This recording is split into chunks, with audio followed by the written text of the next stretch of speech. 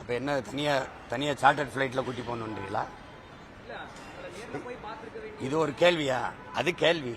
இது ஒரு கேள்வியா சொல்லு. விமர்சனம்ங்கிறது அப்படி சொல்லக்கூடாது. விமர்சனம்ங்கிறது அப்படி சொல்லக்கூடாது. நீங்க என்கிட்ட கேள்வி கேட்கிறீங்க இல்லையா? அப்படி நானும் உங்ககிட்ட கேள்வி கேட்கிறேன். அப்படி ஒரு கேள்வியை கேட்கிறேன். நீங்க கேட்கிற கேள்வியே நான் கேட்கிறேன். அது எப்படி விமர்சனமாகும்? எப்படி விமர்சனமாகும்?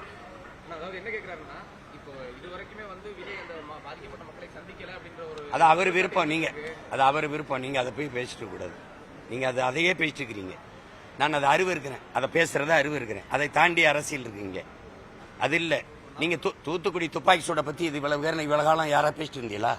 ஒரு அரச படுகொலை அது. அது மக்களின் புரட்சி. அதை சுட்டு அடக்கி ஒடுக்குனீங்க. அன்னைக்கு அந்த அரசு பொறுப்பேற்றுச்சா? போய் பார்த்து எல்லாரும் அதுக்கு ஊக்கத்தொகை கொடுத்தீங்களா? வீட்டுக்கு ஒருத்தருக்கு வேலை கொடுப்போம்னு சொன்னீங்களா? உங்க குடும்பத்தில் இருக்க பிள்ளைகள் எல்லாம் படிக்க வைப்போம்னு சொன்னீங்களா? நாட்டையும் ஆட்சியும் எதை நோக்கி நகர்த்துறீங்க? நீங்க கள்ளச்சாராயம் குடிச்சு செத்தவன் கொலைப்படுத்தி செத்தான். அவனுக்கு போய் காசை கொடுத்து ஊக்கப்படுத்தி உன் பிள்ளைல நான் படிக்க வைக்கிறேன், உனக்கு அரசு வேலை கொடுக்குறேன்னா நாட்டு பாதுகாப்பு எல்லை நின்று செத்து வந்தான்ல, அவனுக்கு போய் இப்படி பாத்தியா? பணம் கொடுத்தியா?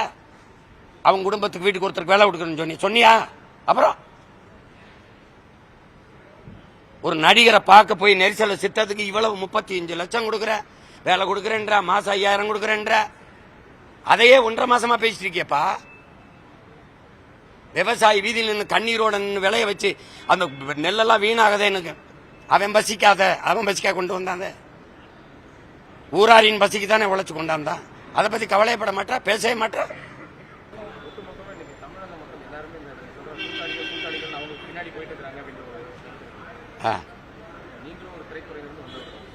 திரைத்துறைங்க பாருங்க. திரைத்துறையிலிருந்து வந்தவங்கன்னா இப்ப நான் ஒன்னு சொல்றேன்.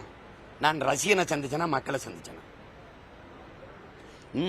இந்த நிலத்தில் ஐயா எம்ஜிஆர் ரசிகரை சந்திச்சார். ஐயா விஜயகாந்த் ரசிகரை சந்திச்சார். எங்க அண்ணன் கமலஹாசன் ரசிகரை சந்திச்சார். தம்பி விஜய் ரசிகரை சந்திச்சார். நீ யாரையாவது சொல்லு நான் ரசிகரை சந்திச்சேன்? குளிரூட்டப்பட்ட அறையிலிருந்து வெளியில வந்தானா, சிறையிலிருந்து வெளியில வந்தானா? அப்படி பேசக்கூடாது.